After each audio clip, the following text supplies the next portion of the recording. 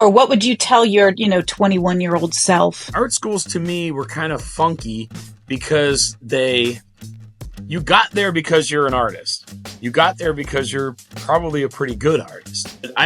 Looking back, I always thought, wow, they teach you all of this, the fundamentals and all this stuff, but they never look at your art individually and say, we're going to make your art better.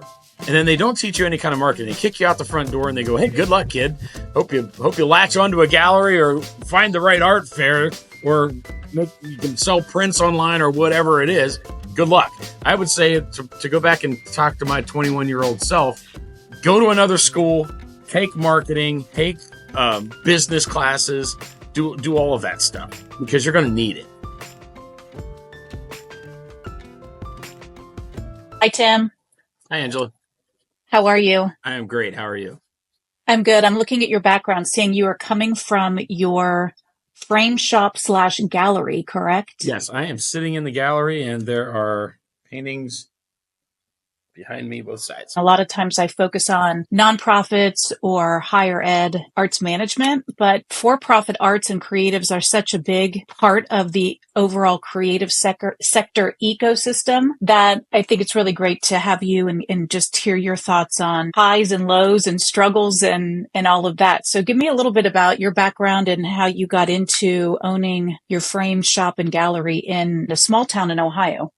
So I started my art career way back. We have really strong art program in the two neighboring cities, Dover and New Philly. And we used to, when I was in school, I don't know that they do so much anymore. Don't really know as many of the teachers as I once did. We had a really strong program, and we used to compete statewide and nationally in art shows. And if you look up the governor's show list from the 70s through the 90s and even beyond, the Dover, New Philadelphia is going to show up all over that place. Interesting. We're just dominant in the art scene back then. So I got my start there. And then from there, I went to Columbus College of Art and Design. And then I transferred from there to finish my fine art degree at Kent State. And so then you graduate with your degree in painting and you say, what am I going to do? And I got a job relatively quickly at a small gallery here in town. And from there, I started doing sales, mostly art sales, and just kind of general gallery help. But I got exposed to a lot of professional artists at that point. And then that morphed into, we added a frame shop. Then I left that job, went to another job at a frame shop, and then left that job to start my own. Yeah, it's interesting. So I coined a phrase a couple years ago that Ohio is the creative capital of the Midwest. I believe that. There's Chicago, but it's not Illinois. And so if you look at all encompassing of Ohio, and we've got, 5 major destinations, but then I'm curious, as you're talking about being in a more rural area of Ohio, how you ended up going back there, not being discouraged. I'm making an assumption, but not being discouraged on how will I support myself? Because we have so many artists, again, in Ohio that we can cite that are from here but have moved to either coast. Sure. To pursue their art career. Yeah. When I started, I was too young to know any different, I guess. Once you start a business like this in a small place, you quickly realize the challenges that are going to be there. If you're looking for fame and fortune, it's not going to happen in a rural setting in Ohio, running an art shop. But through the years, it was, work a part-time job, do it part-time, work a full-time job, do it part-time. Just kind of whatever we could do to keep it going. But I just kept fighting, kept going at it, and it's still evolving. 20, 25 or so years later, I still can't say that I've got it figured out. Matter of fact, I would absolutely say I don't have it figured out, which leads me back to that original point you had made about someone who is in a for-profit art business. When you talk to even artists, when I talk to artists, the first question I get asked is, "Oh, is your gallery a nonprofit?" I say, "No," and they just glaze over, and then it becomes "Oh, well, you're a business," and they kind of like almost lose interest immediately. And you go, what makes the difference? It's like, it's still a gallery. It's still, if you went to New York or Chicago or LA or Miami and you walked into a gallery, I almost guarantee nobody would say, "Oh, is this a nonprofit?" Nobody would You care. know, yeah, that's really interesting because you're reminding me of a conversation I had a couple years ago with somebody that runs a large live performance venue. Had multiple of them, and so promoter, live performance, concerts, etc. And he said to me, he said being in entertainment or being in the arts, but a for-profit, he's like, I get a bunch of nonprofits coming to me asking for help for free. Yeah. But then on the other side, I get like this, people look at me weird, like, how dare you actually have a for-profit business? Like it's a bad thing to actually try to not capitalize or, not be a not for profit, which is really intriguing. But hearing you talk about when you talk to artists and then setting the shop up, the thought came to me is you're an entrepreneur and you're saying, I'm still trying to figure it out. Creatives are the purest form or the most foundational form of entrepreneurs that we have. And most society thinks of entrepreneurs as business. And like, how dare you actually even know how to run a business or do that or be an entrepreneur? Sure. Yeah. Respond to that. It's the craziest thing. And I always question, I always push back on that and say, okay, well, historically, artists and creatives were paid by a patron, somebody who would come in and say, "Hey, I want you to paint my Sistine Chapel, for example," something, and then they would get paid. They didn't know, it wasn't, well, the government is going to come along and help us. And somewhere along the line, that got flipped. And then you look at them and you say, well, what's the difference between a nonprofit and a for-profit? It's there seems to be this ideal of, if you're a nonprofit, that somehow you're a charity, and that, oh, you just do this out of the goodness of your heart, and maybe you live in your mother's basement, or you've got a rich spouse that somehow funds your dalliances into the art. It's like, well, people that run nonprofits get paid, some of them really well. It's like, but as soon as you get that profit nonprofit thing, even with the artists, they look at you funny, like, oh my gosh, I didn't know you could do this without being a nonprofit. Yeah. So it's like the arts for art's sake. You should be doing this just out of the goodness of your heart rather than arts for outcomes, which is what I like to focus on, whether it's outcomes of running a business or whether you're a nonprofit. And arts for outcomes is how you are transforming lives through your mission and work. Sure. And I think the missions are the same, no matter which side of the fence you're on. It's, at the end of the day, you have to sell enough art or produce enough art to keep the doors open. Right. And I tell people, yeah, the nonprofit status is a tax strategy. It's not a business strategy. Yeah. And I think that a lot of people have lost that. I mean, I guess they just don't understand that it's paperwork. That's really the only difference. Yeah. So this is good because now I get into like funders, right? When we talk about arts councils or, public sector funding, and I battled for funding for the arts during the pandemic, and it was nonprofit arts, right? But what struggles do you have as a for-profit in the ecosystem that might be a misconception that funders might not know? Meaning you're not independently wealthy. This is a business. It's not a hobby. You are actually vital to supporting individual artists, giving them a platform to get their work out there in the world. So shouldn't you also kind of get some help and support from those funders or people that are consider supporting artists and creatives? Where do you fit into that ecosystem? I think the first thing is, when you say, if you go to any corporate organization or any service organization, anything like that, and you say, oh, I'm the guy that owns the gallery, and then the next question obviously is, oh, is that a nonprofit? No, it's for profit. They go, oh, well, that's on you. You have to fund the whole thing. And you say, well, I am funding it, but I'm also keeping afloat 30 artists who are trying to sell their work in a small community. And I always say, this isn't Walmart. That door over there doesn't open 100 times an hour with people flooding in looking for artwork in New Philadelphia, Ohio. It just doesn't work.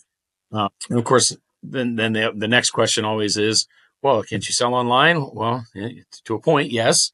Some things aren't really able to be shipped economically, so you're kind of stuck with what you can do.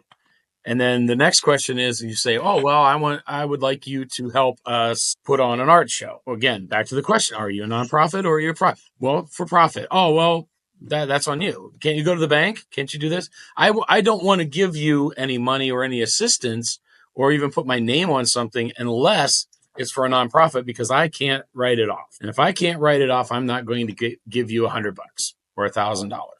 And I've heard that from people in town that own larger businesses that have done a lot of help. Some of the public murals that we've got in town, some other improvements, and they own businesses, and yet they still won't help out a small business that is in the creative sector without it being a nonprofit.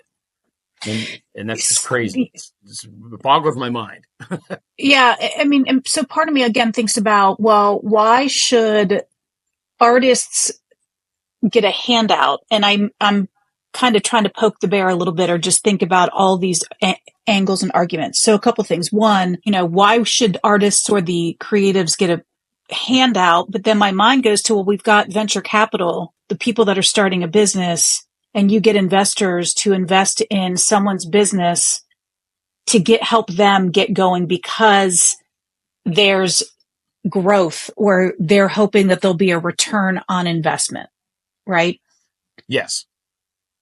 Yes. What I want to hope to show is that you are also providing a great return on investment, but it, rather than necessarily in the form of profit, it's all of these, what I call transformational things that the arts gives intrinsically to people, benefits. So you're supporting economic development, you're supporting strong, healthy communities, you are supporting creativity, which then fosters innovation, quality of life, all of those things, right? So if we could get individuals to understand, if you invest in a creative sector business, what I'm now calling an ROA, what's your return on art, and start communicating all that. I was surprised when you said you support 30 artists. That's a ton. It is. I mean, we've got, in our little town, we have, this is really the only gallery, fine art gallery. We do have a more of a kind of a crafter gallery, a kind of a maker market, I guess you'd call it. And she's got 75 artisans over there. So between the two of us, we have 100. Then we do twice a year. We do our kind of our art walk. We call it Art on the Alley, through the art partnership, and we get almost 100 vendors to set up for that twice a year, and most of those aren't overlap. Twice a year on a Sunday, we have 200 plus artists represented. And it's last night, just kind of a sidebar. Here at the gallery, we had a poetry reading. So one of my framing customers, her daughter is going to school at the University of Rhode Island. She's going to do her doctorate program in creative writing. She had written a small book, and her mother had come in to pick up some framing, and she said, boy, I'd like to do a book signing, but I can't find a place to do it. I said, why don't we use the gallery? We've got the space. Let's do it. So we had about 50. I think the head count was right around 50 people in here for a poetry reading. We had 3 poets that read, and I thought, we'll be lucky to get 20 people. And they just kept coming in. I was in every nook and cranny trying to pull chairs out. Like, we need more. I never thought. So again, it goes back to that support thing where, okay, 50 people showed up for a poetry reading that we made no money on it. I mean, we didn't charge admission. There was no commission on the book sales. It was just, I'll give you the space, you use it, and let's promote another form of the arts. And people came out. And then when you go back to some of those same people and say, oh, hey, why don't you help us do this or that? Then it goes right back to that question. Well, it's kind of a what's in it for me thing, I guess. It's sort of, I don't really know what their mindset is, but you go, why is it that one thing gets supported and then another thing doesn't? And then you talk to the artists and they do the same thing with the galleries and go, well, why aren't you a nonprofit? Why are you a for-profit? Or why don't you and then they always say, well, why don't you go get somebody to donate money? It's like, well, how do you do that? Who do you go to that won't give you, go back to that same runaround of, well, for-profit, non. And then it always just goes back to the whole, at the end of the day, you just go, well, I'm just going to work harder and I'm going to come up with the next idea and the next thing and the next thing. But it always ends up getting funded out of one of the other arms of the business. And at the end of the day, you go, well, that's great, but it becomes an issue of not nonprofit for profit, or it becomes an issue of no profit for profit. And that's two different things. So why not be a nonprofit? I never considered it before we moved into this building. The gallery was always kind of run on a volunteer basis, but that it just doesn't, and I've done it enough times, it just doesn't work.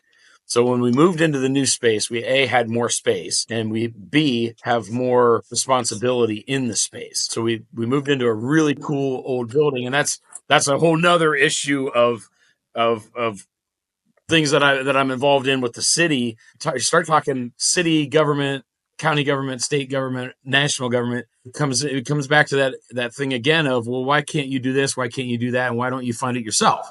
When you have an old building, you say, okay, well, it's going to cost me $250,000 to put in an elevator so that I can use the second floor and open it to the public, because compliance, building code compliance, all of these things start to roll over themselves and overlap. And then you go, oh my gosh, this is going to cost me a fortune to utilize part of the building. And then when you say that to somebody, they always say, well, that's a cool, I know that building. That's great. Why aren't you redoing the whole thing? Because I don't have $4 million in the bank. And it's like, so where do you get the funding for that? So now that we are in this building and I have all those other responsibilities kind of coming at me from different directions and different ideas of what we want to do and where we want to take this place. Because I would like to open the upstairs. I would like to open that up for low cost studio space. And I've got a couple of artists that are willing to do that. But where do you find the funding for that? So that circles back around to, okay, maybe I just need to go ahead and form a nonprofit. Maybe the gallery needs to be its own entity, become a nonprofit, go after more funding, because it seems to just be easier to get funding. It's hard to get funding to begin with, but it's even harder to get it if you're not a nonprofit. And that's the conversation we had the last time that you and I spoke, is where do I go? How do I set it up? So I'm kind of going back to this poetry thing where you've got someone from your area that's going to go to Rhode Island, which is a great school, doctorate, poetry, all of these things. My mind goes to brain drain when we talk to especially small towns or rural locations, and people leave and they don't want to go back because the opportunities. And then you talk with city officials and county and even state officials about their region and districts and how do we revitalize these rural small towns. You're a gem for that. And I hear that. Some of the people that were here last night have never been in the gallery before or the frame shop. And you always hear it, but then you say, well, okay, how do I turn that conversation into sustainability for the artists and myself to keep the gallery going so we can do these kind of events? That's always the catch. One thing that is even as powerful as a political contribution is getting others to advocate for you. So those people that you're meeting last night that come in and recognize and they're seeing it because they're feeling it, they're there firsthand. The biggest thing that they could do is, do they know the mayor? Do they know somebody on city council? Do they know just anyone? And it's word of mouth. And just ask them if, great, spread the word. Tell somebody in town. And if you could start kind of that groundswell of conversation of spreading word of mouth on really what you are giving and investing in your community, the hope is that over time that you are viewed as a vital part, a necessity that we can't afford to lose. Mm-hmm. Yeah. And you hope that happens soon enough that, because I've seen them go, gallery, and I'm sure you've seen it. They come and go. Yep. It's like, oh, hey, wasn't there a gallery on that corner where now it's a coffee shop? Wow. Where'd it go? And you go, well, they hung on as long as they could. The revenue that comes in to the gallery, really, I'm not looking to put that in my pocket, because I'm one of the artists. That's my work right there, hanging right there. So selfishly, I want the galleries to succeed because I want to sell my own paintings. I'm not really looking to make a living off of somebody else's paintings. I just want it to grow. The frame shop pays the bills. The gallery side, I want it to grow so that we can expose our artists to even more people, have a bigger marketing budget, reach out. My dream would be, because I'm not an art agent. I don't live in that world. That's its own specialized thing. You have to be good at that. That's one of those things where you go, I'm a mechanic, but I don't do transmissions. I take that to the transmission guy. That's kind of what I would love to hire someone to represent our artists here in the gallery to the greater world, to contact other galleries in Chicago and New York, because and I hear that sometimes too, when that's kind of another sidebar. People come into the gallery and go, oh my gosh, that piece right there, if that was in a gallery that I was in Miami, we just came back from vacation. Oh my gosh, that's a $10,000 piece in Miami. And you go, well, it's a $1,200 piece here, and it's still sitting on my wall. So right. I want to grow organically grow it so that we can reach out and get a bigger audience for my artists, because I just have a heart for that, because I've been there. You go to an art fair, you go to an art show, you go, and your stuff just sits there on the wall, and you go, and people tell you how great it is, but it just sits there. So it's like, I want to get as many eyeballs on this art as I can. And then of course, that comes back to funding. All of that costs money at the end of the day. What advice would you give someone in school who's majoring in art or arts management, given your experience and where you are now? What's some things that they should be considering, or what would you tell your 21-year-old self? I would go back and I would even tell art school kids. There were a couple of things that I always kind of had, even at 19 years old, wet behind the ears, didn't know anything. Art schools to me were kind of funky because you got there because you're an artist. You got there because you're probably a pretty good artist. You may not be at a level of a professional yet, but that's kind of splitting hairs. Even some of our professors, I had a guy that was a painting professor. He always used to say, the only difference between me and you is I can finish a painting in 2 days, where it's going to take you 2 weeks. And I know when to stop working on my art, and you're going to wreck it and run it into the ditch. So other than that, you guys all have the talent and the skill and da. All it takes is practice. You guys can all do this. And, but the other thing that the art schools that I always thought was just lacking is they don't ever teach you market, or at least they didn't back then. Maybe it's different now. I don't know. I don't know anybody that's been through art school as a 20-something.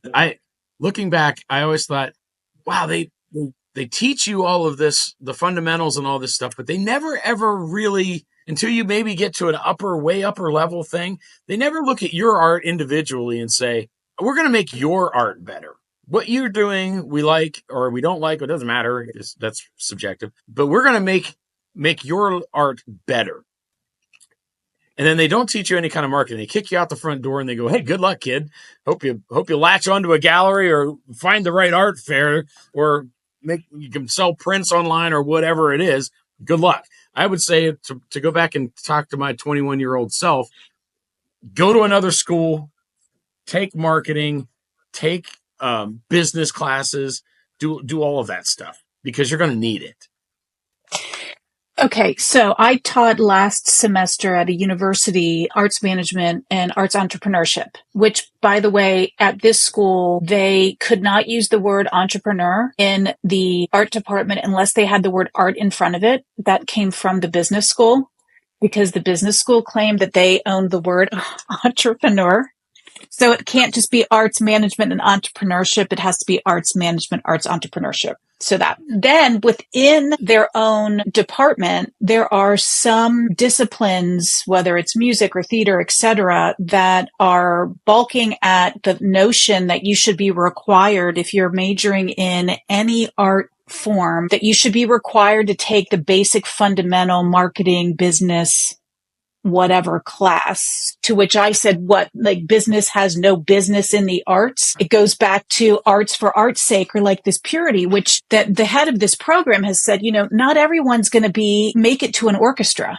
Not everyone's going to make it to Broadway. Not everyone's going to make it. So why are we selling these students short by not preparing them more holistically? And that's what I'm hearing you describe, which is hone your craft, but you also need to learn some skills on how are you going to back that up. Mm-hmm. I think and survive. Yeah, I think even the professors always kind of had this air of, well, you'll just hope to luck out and find somebody that's going to see your art and like it and buy it, and then you're going to make it. And it's like, okay, I don't. And and then they throw you the Art in America catalog, book, and say, well, look at Jasper Johns, he made it. You can too if you just buck up. And it's like, well, that. Pure luck? I don't know. I mean, I've read enough art biographies to go, if that guy hadn't been standing on that street corner when so-and-so walked by, forget it. Jackson Pollock would never even have heard of him if it hadn't been for his wife and some people that promoted him. It's like he was a bungling, fool most of his life. So it's like, there still seems to be, like you said, when you get to the creative side, I would have liked for the art department to have gone back and say, okay, well, all you business people, you can't use the word creative in any of your classes. So, creative marketing, no, you're not allowed to use that. That's the art department has that word. You can't use that. How dare you be creative in your business, but you can't be business in your creativity.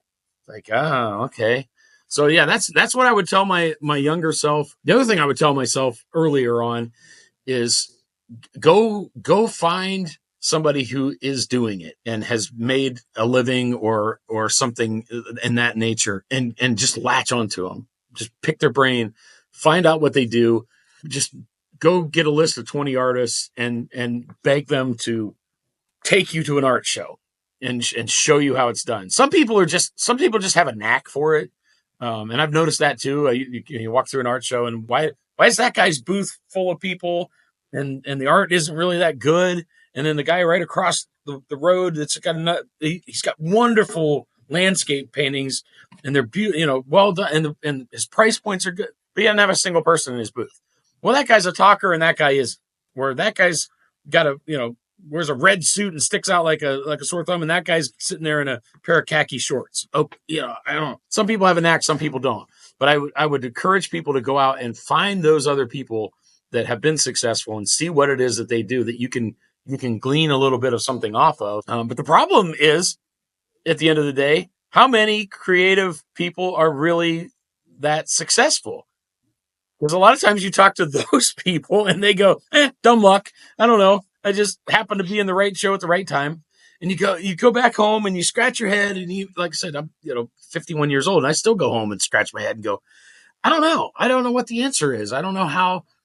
You have to have really good marketing, but I still, there's got to be some way, like you said, with the venture capital kind of side of it, there's got to be a way that you can get to that point and be able to spend the money that it requires to have a proper facility and proper marketing and even just proper tools for the artists to be able to use.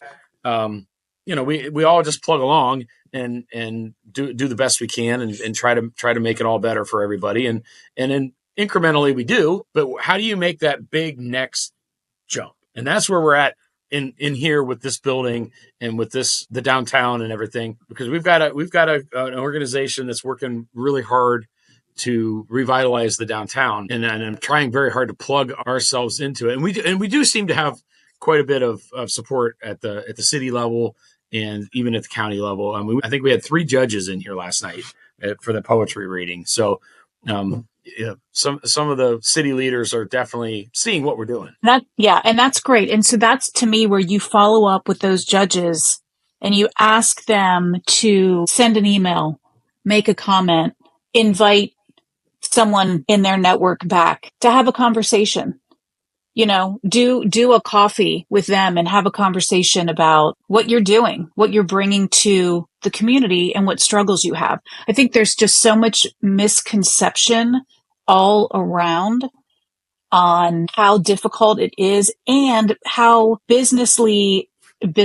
how business savvy you are and have to be to keep plugging along. And you're persevering all this time. How many other businesses just throw in the towel? Mm-hmm. Oh, I've had that conversation over the years. Oh yeah, I've definitely with family. Sometimes you just come out of the shower and look yourself in the face in the mirror and go, you know, another job would Yeah. probably be maybe the way to go today. And then I don't know, maybe I'm just stubborn or stupid. I'm not sure. Maybe it's a combination of both. But I just, when I come in here and I look around, it's like I can't. It's like I just can't give up on the 30 that are in here. There's just something inside of me that says I can make this happen. I can make it happen for them. I mean, it's like I said, incrementally, it does what it does. I mean, it's not. I'm not. I'm not crying poor by any stretch of the imagination, but I just think that there's so much more potential here to do some really great things out of a small community. I mean, there's only, I always think, it's like baseball, there can only be one Babe Ruth, and if, the galleries that are really super successful, that's your Babe Ruth. And the rest of you are all just trying to make the team. And it's like, well, I just want to make the team. I don't really want to, I don't necessarily need to be Babe Ruth. I just want to be on the team, travel on the bus. And tell my guys when they, a new artist comes in the door that, hey, we're selling art. You need your art in here because we put it out the door. People come in, they take it home with them. But that's where I'm always at. That's why I always look at it. It's like, what, I could do something else. Sure, I could. But at the end of the day, when I come in here and I look around, it's just like, if I go away, where are these guys going to go? What are they going to do? How are they going to put their art out into the world? And unfortunately, a lot of the population, when you say that to them, they just go, whatever. Sun comes up tomorrow. Netflix is still on TV. I don't care. It's like, but I do care. My grandmother was an artist. She's the one that taught me, how to do this stuff. And I just kind of always kind of think back on her that she was just a hobby painter, painted out of her house. And I don't know that she ever sold a painting. She gave a lot of them away, but she always enjoyed it, and it was always kind of a part of her, and that became a part of me. And I don't know, maybe someday I'll make it a part of somebody else. I don't know. I hope so. Well, I have a feeling you're doing that when you don't even realize what you're doing, because it's really commendable, your tenacity, and you just keep going at it. And perhaps you can use this conversation as a marketing tool to just send it on over to a few people and just say, hey, take a listen, for them to gain some insight on what it takes day in and day out to do what you're doing. Don't be afraid to have conversations with individuals that could help make a difference on whether you're there or not, and say, what would happen if I went to Cleveland or Akron or somewhere else? There definitely would be a hole in the community, and that's what we need to keep communicating and expressing and educating people on. It's every day, all day education on how important your contribution is to a strong, healthy community. Yeah. And we're really going to try to get as many invites as we can to as many people as we can, and have them come in and just see what we're doing, because I think they're blown away, actually. Yeah, I agree. And I think that's so important. So as we come to the end of this conversation, what color do you love the most and why? That's changed throughout my life. When I was a kid, I used to love Pink Panther. That Pink Panther pink was like, everything I had when I was a kid was I would gravitate towards anything that was that real hot pink. And then over the years, that's changed, probably just because you don't see it very often, I guess. That color is just not very much around. I think it used to be. But most of my paintings that I do, I tend to use a lot of blue because of the ocean and the sky. My paintings are kind of, when you look at them, They're kind of ethereal, and a lot of people will look at them and go, "Oh, I see the ocean," or I see the sky." So that's probably my favorite color, is kind of like a turquoisey blue, because I use that a lot in my work. What was it about Pink Panther pink when you were a kid? I don't know. It was just weird because I don't even. I just think it was just maybe the brightness of the color.